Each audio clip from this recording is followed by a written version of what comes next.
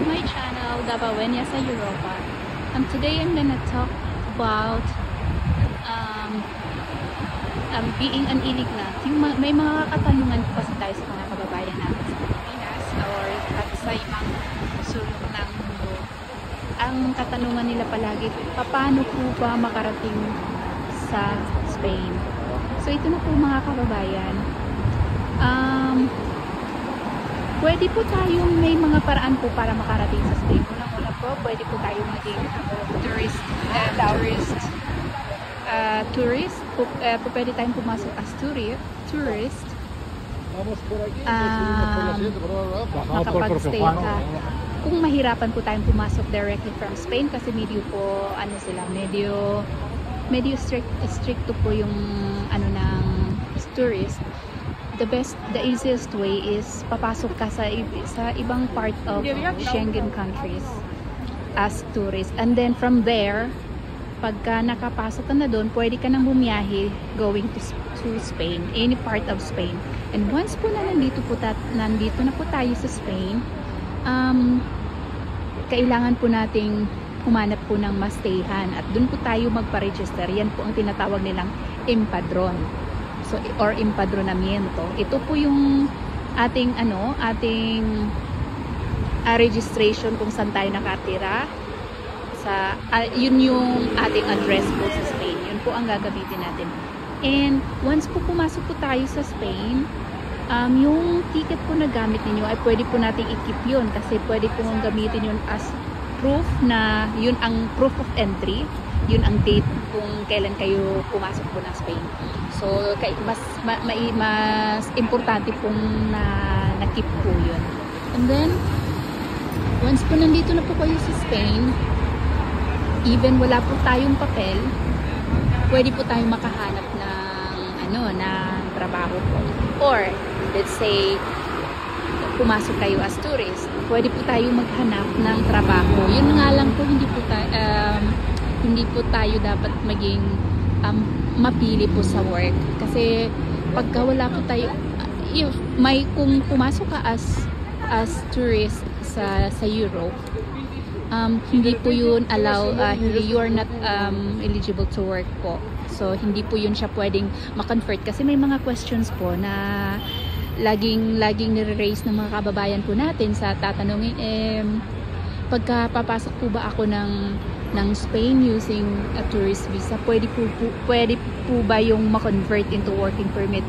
Sad to say po, no, hindi po siya pwedeng ma-convert kasi yung tourist visa po is limited lang po yun. May mga, depende po sa anong type ng tourist visa. May mga tourist visa po na you are allowed to work for 30 days or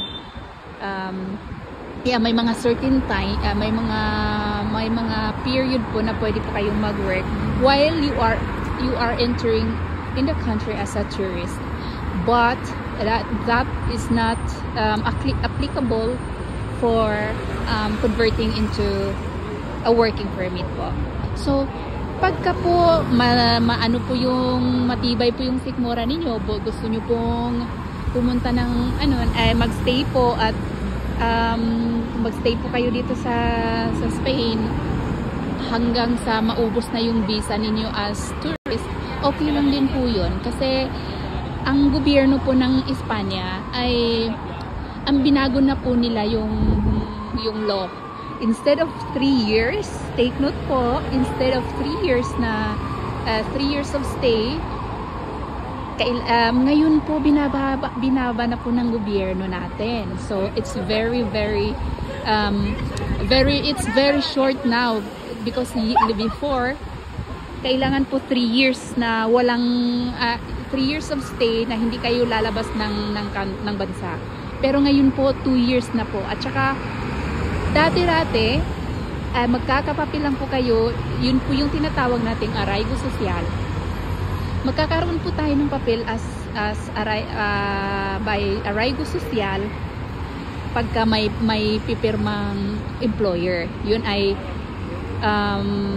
siya yung magiging employer mo. So pipirma siya, so ipaprocess yung papel mo as arraigo social. Pero ngayon po, ang bago pong law ng Spain, pwede po tayong mag-apply ng arraigo social at arraigo socio-laboral. At instead of 3 years, 2 years na lang. So now I'm gonna talk about arraigo social. Ano po yung arraigo social? Ang arraigo social po, yun po yung mga immigrants, illegal immigrants na papasok ng Spain, tapos nakapag 2 years of stay na sila sa Spain, pero wala po silang mahanap na employer. Wala pong pipirma sa kanila ng employer. So, pwede po yun. Yes po. Pwede pong mag-apply as arraigo social kahit wala po tayong employer na pipirma, provided po na kaya nyo po yung economic situation mo is pwede mong kaya mong mabuhay na kahit wala kang work sa Spain. And to prove that, you need to have 600 euro a month for 1 year. Kasi po pag mag-apply po tayo ng arraigo social, kailangan pong ibibigay po sa atin na arraigo social, residence permit is valid for 1 year. So ang kailangan pong pera na nasa bangko natin ay 600 euro every month times 600 euro multiplied by 12 months. Yun po yung ipapasok po sa bangko natin. So magtatanong kayo, paano po yan, kabayan? Wala po kaming bangko. No, yes po. Pagka nandito na po tayo sa Spain, pwede pong magbukas ng bank account ang mga illegal immigrants. Yes po. Illegal immigrants po, pwede pong magbukas ng bank account dito sa Spain. So, wala pong problema. And number 2, the second thing is,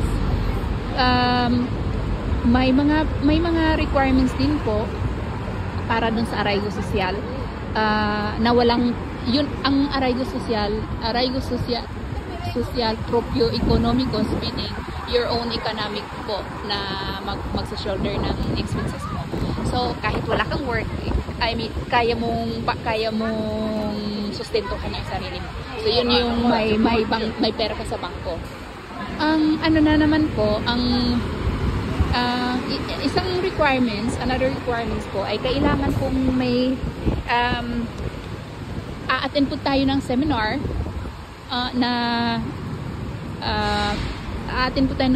na yun ang tinatawag nilang Conoces tus Leyes.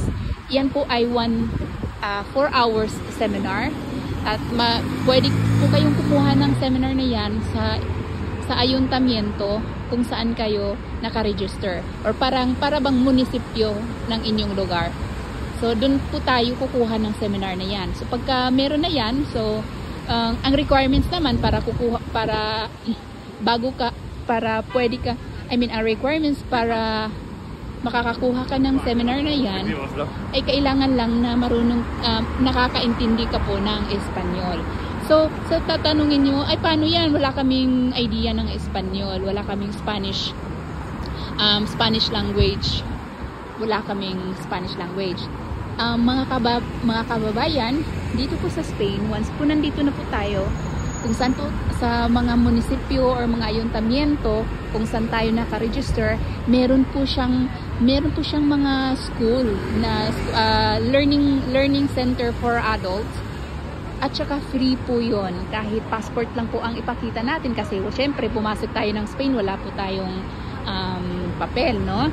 So, pwede po tayong pwede po tayong mag-aral ng Spanish course dito sa Spain. And that is 100% free. Wala pong babayaran. So, all you need to do is go there, learn the language, and that's it. So, maraming mga benepisyo po dito sa Spain na kahit wala po tayong papel ay nakaka-avail po tayo mga imigrantes kahit po illegal po tayo. So, ganito po kaganda ang Spain. And pangalawang pagka dito na po tayo sa Spain, syempre pagka nag-aaral na po tayo ng basic language, yun na po yung ano, kumbaga kahit saan po tayo, at least nakakaintindi po tayo. Libre din naman, walang mawawala po sa atin kasi libre. So, yun po ang gagawin po natin mga kababayan. Pagka nandito na po tayo, mag-register sa, mag-impadron or register, then mag-aral po ng language. Pagka okay na, nakakaintindi na po tayo, anytime po yung ano, yung tinatawag kong, yung sinasabi kong conoces tus leyes, anytime po yun siya. Twice a week po. I think every Tuesday and Thursday from 9 to 2, 9 to 3, something like that. 4 hours po yun. So, kasi syempre kung pupunta po tayo doon, may mga interview, tapos wala po tayong maisagot. So, syempre, sasabihin nila, ba't ka magsiseminar? Hindi ka naman nakakaintindi. So, yun, mas magandang mag-aral po tayo ng language course. Mag-enroll po tayo sa any language center po dito sa Spain. At saka libre po yun. Yun po. Ang isang requirement po para po sa arraigo social, sa walang pipirmang amo, walang employer, ay yung insertion social or integration. So ayun po guys, ayun po yung mga kababayan natin, yung arraigo social nga po. So yung integration social, isa yun sa magiging requirement po pag nag-apply na po tayo. So, ano pang hinihintay po natin mga kababayan? Punta na po tayo sa Spain at itry po natin ang ating luck dito sa Spain. Malay mo, pagka nagustuhan nyo dito, talagang okay po yung buhay dito. Tsaka po, wag po kayo mag-alala kahit wala po tayong papel. Meron po tayong karapatang pumunta ng hospitals pagka after 4 months nyo pong magstay dito sa Spain. Punta lang po tayo sa health center at bibigyan po tayo ng health card sa health card. Yun po ay free. Mag-a-assign po sila ng sarili ninyong doktor at sarili nyo pong nurse. So in case na need nyo pong magpa-check up, punta lang po tayo sa health center kung saan po tayo naka-register.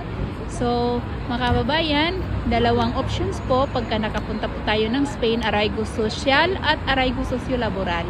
Yun lang po, maraming salamat, mabuhay!